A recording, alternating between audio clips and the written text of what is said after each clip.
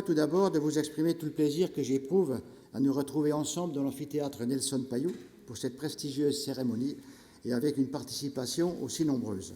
Je termine en remerciant la ministre des Sports et des Jeux Olympiques et Paralympiques qui regrette de ne pas être présente à nos côtés, mais qui a enregistré une très belle vidéo à notre intention que vous découvrirez dans quelques instants.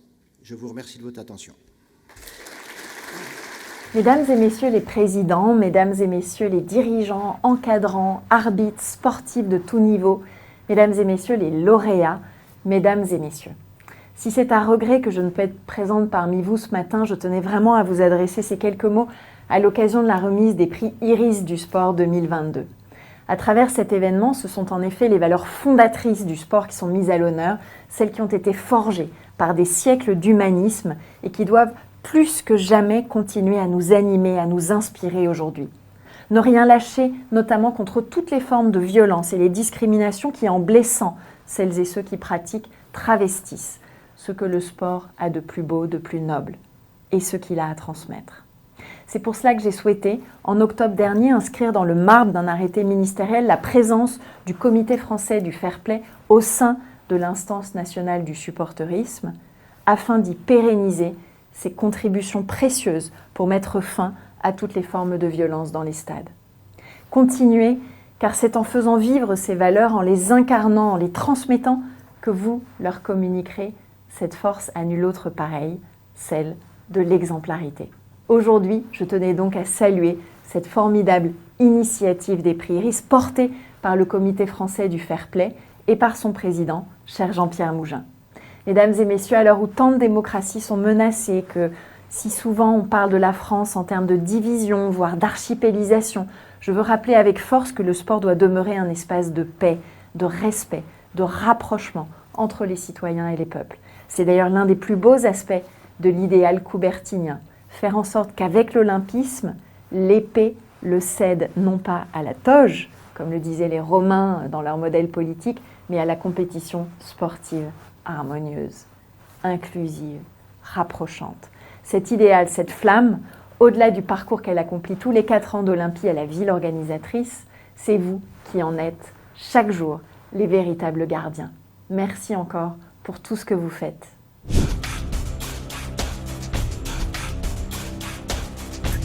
Fair play is alle dagen. Le fair play, c'est tous les jours.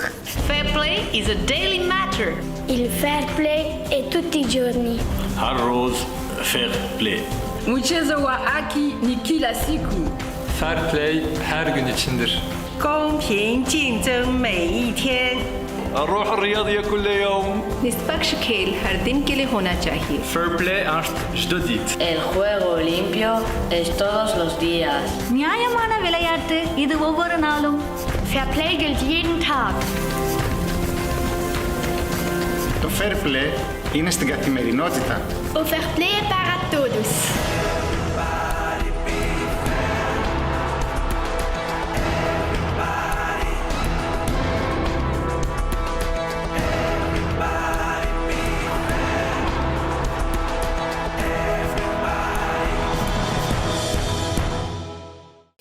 Permettez-moi d'abord de dire à quel point mon bonheur est vraiment intense de pouvoir être des vôtres aujourd'hui dans la cérémonie qui couronne des personnalités du sport, un rôle d'ambassadeur exceptionnel du sport et qu'ils vont nous aider à reproduire et aider les générations futures à poser comme geste chaque jour que le sport a sa présence dans notre société.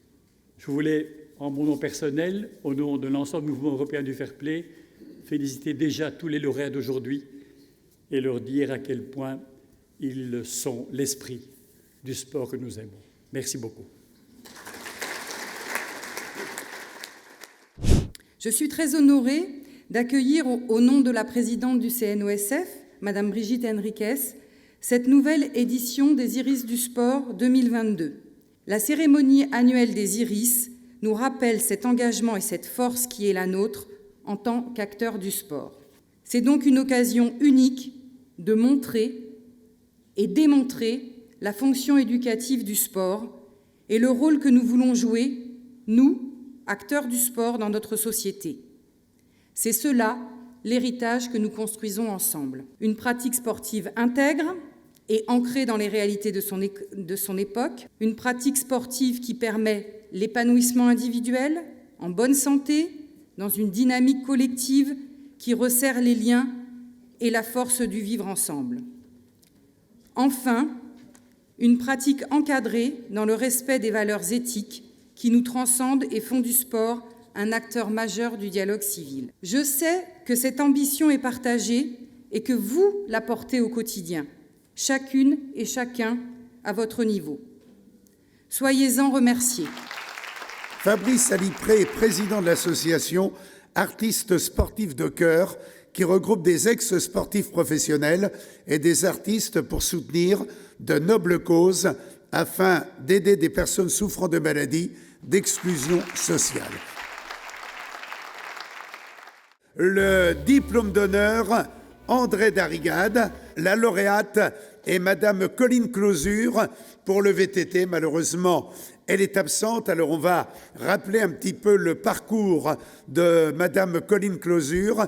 Avec son titre de championne du monde, Madame Closure a souvent été sollicitée et s'est fait un point d'honneur de répondre présente à toutes les manifestations et événements pour parler de son sport. Lors des Jeux olympiques de Los Angeles en 1984, alors qu'elle va débuter son enchaînement, l'éclairage de la salle s'éteint brusquement pendant 15 minutes. Eh bien, Madame Szabó renonce au droit accordé par la Fédération internationale de gymnastique de demander un nouveau temps d'échauffement, considérant que ce genre d'aléa fait partie inhérente de toute compétition. Elle est avec nous sur scène. Je vous propose un tonnerre d'applaudissements pour Ekaterina Szabó.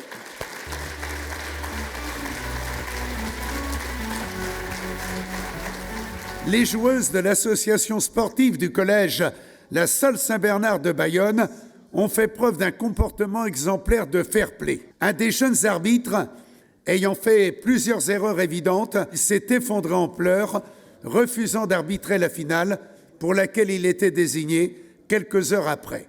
Les joueuses de l'équipe perdante de Bayonne sont venues spontanément le réconforter et le jeune arbitre a finalement arbitré et brillamment la finale du championnat de France. Émeric Pradine a fait preuve durant de nombreuses années de son esprit sportif et de la promotion de celui-ci, ainsi que de son engagement dans le développement du bras de fer sportif pour tous et dans le développement de la formation des arbitres et entraîneurs. Le diplôme d'honneur, Marie-Claire Restou, va être remis à Guy Sari pour le karaté. Il a travaillé pendant 3 ans en tant que coordinateur pédagogique et technique pour le programme fédéral humanitaire d'inclusion et de réinsertion sociale par le sport, Alem Doesporte, concernant plus de 10 000 enfants, adolescents, défavorisés et handicapés.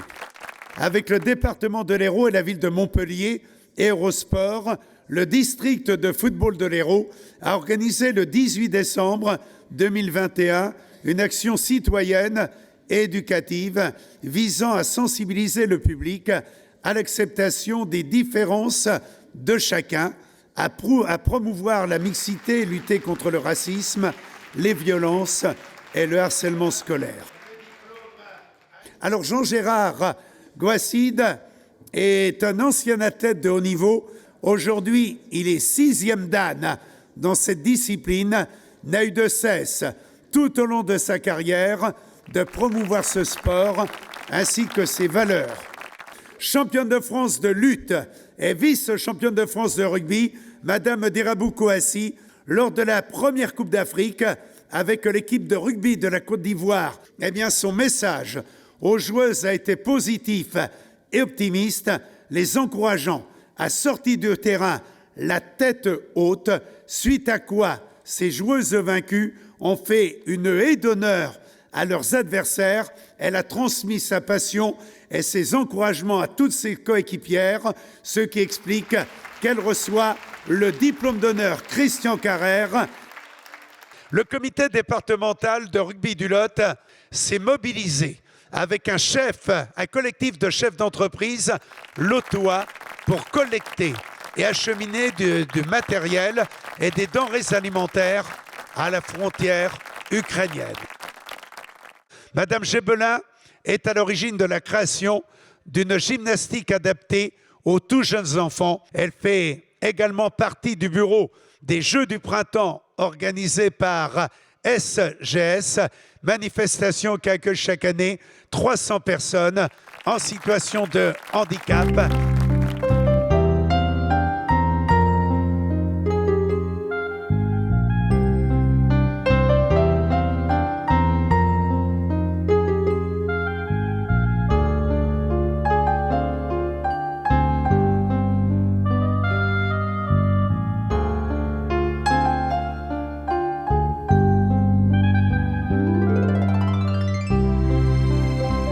Monsieur Roldos regrette que son état de santé l'oblige à s'abstenir d'effectuer le déplacement à 85 ans. Il a de gros problèmes de vertèbres lombaires. Laurent Roldos apporte maintenant son implication et son sens de l'équipe sportif à l'amicale des anciens internationaux de rugby à 13, dont il est le président depuis 2011. Et le diplôme sera remis à Georges Roland, membre du conseil d'administration du comité français du Fair Play et de la Fédération française de rugby à 13. Dominique Balou, aujourd'hui secrétaire général de la Fédération française de rugby à 13, il ne manque jamais une occasion de se pencher sur le comportement des clubs et des joueurs en leur prodiguant les valeurs sportives qui n'ont jamais cessé de l'habiter. Céline Strozik est responsable de sa section sportive de natation, a été très active durant la période de fermeture des bassins, période Covid, travaillant sur la responsabilité et les valeurs du sport. Elle a fait preuve de fair play en mettant des officiels à la disposition des équipes qui ne disposaient pas de juges arbitres. Professeure de danse, diplômée, Sandrine Darac crée en 2006 l'association Hand to Hand, intégrant des personnes souffrant de différents handicaps. Avec Jean-Denis Aragon, collègue handicapé moteur, elle enseigne bénévolement durant 10 ans les danses de société et à des couples handicapés valides. Elle est absente, mais on l'applaudit chaleureusement. Bravo à elle. Le diplôme d'honneur Christian Carrère sera remis tout à l'heure à Gérard Lab. Cette année, je suis hyper fier et hyper content de moi parce que je suis nommé aux Iris du Sport 2022 et de recevoir ce prix Patrice Martin, c'est la première fois pour moi et voilà, je suis hyper content. Merci à tous. Je suis malheureusement absent puisque on est parti en stage avant-hier sur l'île de la Réunion pour 1 mois de stage, donc de préparation. Donc voilà, j'ai pas pu être là ce soir, mais merci à tous et j'espère que je pourrai être là une prochaine fois. Merci, bonne soirée. Le prix diplôme d'honneur Raymond Coppa sera remis à Stéphane Besançon pour le football. Son club sera désigné pour la saison 2021-2022, club où il fait bon aller jouer. Récompense déjà obtenue 3 fois dans les 5 dernières années, Stéphane Besançon lutte aussi pour l'inclusion en organisant chaque année des matchs contre des équipes de joueurs déficients mentaux, de jeunes dits en difficulté. Il a organisé l'an dernier une journée sportive incluant donc un stand fair play et des activités d'information sur le harcèlement. Devenu non-voyant en 1974, Michel Grelier crée en 1978 l'ASSAD dans le but d'amener des déficients visuels à pratiquer un sport. La Ligue Grand Est de handball a créé l'application Ambiance saine et sereine pour faire face au nombre croissant d'incivilités. Après chaque rencontre, les arbitres doivent évaluer le comportement du public et des officiels de 0 à 5 étoiles. Les clubs recevant les meilleures notes sont quant à eux récompensés en fin de saison par le prix du fair play. La Ligue de football de Normandie, à l'initiative entre autres d'Hervé Grandet, a mis en place une cellule d'écoute des arbitres qui peuvent signaler des violences physiques ou verbales, solliciter une aide dans la rédaction de rapports et en cas de dépôt de plainte et bénéficier d'un soutien psychologique.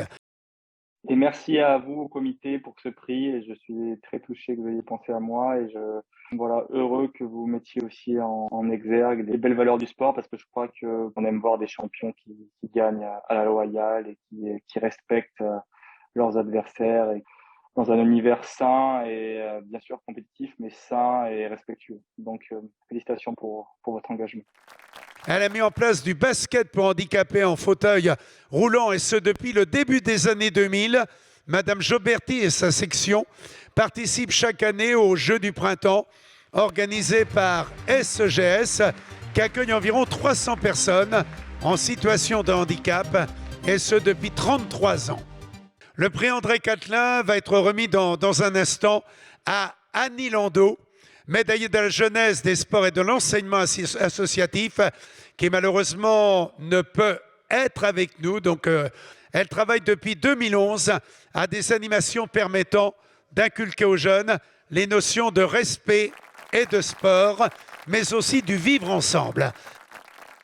Le diplôme d'honneur qui va être remis de manière posthume à René Cordier, on en a parlé tout à l'heure, il nous a quitté il y a peu. Monsieur Cordier était un grand homme de par son approche humaniste du sport auquel il a donné une grande partie de sa vie. Malheureusement, Olivier Dubost ne peut être avec nous, il doit assister à une réunion avec le PUC en Suisse, animée par les valeurs sportives et humaines. Il est depuis plusieurs années engagé dans l'insertion par le sport des migrants venus de sous-continents indiens où le cricket est évidemment un sport très populaire et c'est pour cet investissement qu'Olivier Dubost reçoit sous vos applaudissements le prix Albert Begars. Et si le sport pouvait soigner la terre de tous ces maux et de toutes ces guerres, devenir l'axe prometteur de la naissance d'un monde meilleur. Bernard Macario, professeur certifié d'EPS, diplômé de l'INSEP et l'auteur de nombreux ouvrages sur l'histoire du sport et promoteur du patrimoine sportif de sa région. Le diplôme d'honneur Bruno Derrien va être remis à Martine Clouveluri Basketball. Arbitre depuis 2001, elle a su transmettre sa passion à plusieurs centaines de licenciés qui aujourd'hui encore œuvrent dans le Val d'Oise, mais également au niveau des championnats de France basketball. Le prix Bruno Derrien qui va être remis donc à Charlotte Bonaventura et Julie Bonaventura pour le handball. Ce sont des arbitres qui protègent joueuses et joueurs qui sont stricts tout en expliquant. Il est à noter que Julie avait participé en 2021 au forum du comité français du fair play sur l'arbitrage, dont elle est la marraine. L'esprit sportif partagé 78 est né il y a 6 ans à l'initiative du club Chénet Versailles Basket et des comités départementaux de basketball, football, handball et rugby des Yvelines, dans le but de mettre en œuvre des initiatives communes pour lutter contre le fléau des invisibilités et avec les incivilités, bien entendu présentes sur de nombreux terrains. Des opérations sont mises en place chaque année à destination des différents acteurs, dirigeants, éducateurs, entraîneurs, arbitres, parents et enfants. Et le prix spécial du jury, Alain Calmat, revient à Richard Dacoury-Tablé. Le voilà, Richard Dacoury qui nous rejoint. C'est quelque chose qui représente énormément pour moi. C'est d'abord, il m'a été remis par un immense champion, Alain Calmat lui-même. Il récompense, au-delà d'un exploit individuel, il récompense toute une carrière qui s'est conduite avec des certitudes, des convictions, notamment que le sport et ses valeurs étaient quelque chose d'important qu'il fallait absolument préserver. C'est important de se réunir pour parler du fair play. Ce sont des valeurs qu'il ne faut surtout pas galvauder, surtout à notre époque. Ces genre de cérémonies qui paraissent un peu désuètes, mais qui pour moi aujourd'hui doivent être centrales dans les messages qu'on doit adresser aux jeunes, notamment. Le prix Nelson Payou, le prix va revenir à Denis Masseglia. Il a toujours valorisé le sport sans violence avec l'AFS-VFP, devenu Comité français du fair play, et a toujours, et c'est vrai, honoré la cérémonie des iris de sa présence. Il reçoit, sous un tonnerre d'applaudissements, le prix Nelson Payou, Denis Masseglia. Le fair play fait partie intégrante des valeurs du sport et que sans valeur du sport, il n'y a pas de compétition, il n'y a pas d'adversité, il n'y a pas de concurrence, il n'y a pas de match. C'est donc important de préserver cette valeur essentielle qu'est le fair play. Alors ça ne concerne pas que les joueurs, ça concerne aussi tout l'environnement et on voit qu'avec quelques débordements de supporters, il y a aussi besoin de faire une éducation, la promotion des valeurs du fair play auprès de ces supporters pour qu'ils comprennent bien que ce qui les passionne ne pourra durer que si c'est protégé. Ça me fait extrêmement plaisir de recevoir le prix Nelson Payou. Je suis rentré au comité olympique en 1990, c'était lui qui était président. Donc j'ai eu la chance de siéger en tant que membre du conseil d'administration pendant 2 ans seulement, mais 2 ans quand même du temps de sa présidence. Et on peut dire aussi qu'il m'a encouragé à prendre davantage de responsabilités déjà à l'époque. Donc je me sens un peu quelque part comme un élève avec son prof, voilà. Oui, donc un petit moment symbolique. On a profité de cette cérémonie pour disons, officialiser le renouvellement de la convention qui nous lie avec Avenir Mutuel. C'est une belle convention. Nous défendons les mêmes valeurs.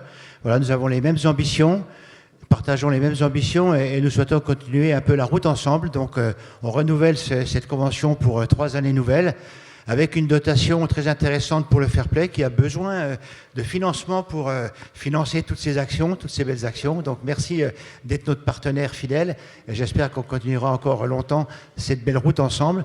Donc je te laisse la parole pour dire un petit mot avant la signature officielle. Merci Président. Oui, on partage les mêmes valeurs, bien entendu, celle de la loyauté, celle de l'efficacité, celle de la rigueur, celle aussi, dirons-nous, de la loyauté. Je vais reprendre les paroles de Montaigne. C'est parce que c'était vous et c'est parce que c'est nous. Voilà, il y a quelque chose de particulier. Supporters partisans, gagnants ou bien perdants, soyez fiers et rayonnants, haro sur les violents. Supporters partisans, gagnants ou bien perdants, soyez fiers et rayonnants, haro sur les violents. Soyez d'adeptes défenseurs plutôt qu'adversaires détracteurs. Observez ces regards perdus de joueurs affreusement déçus. Supporters partisans, gagnants ou bien perdants, soyez fiers et rayonnants, haro sur les violents.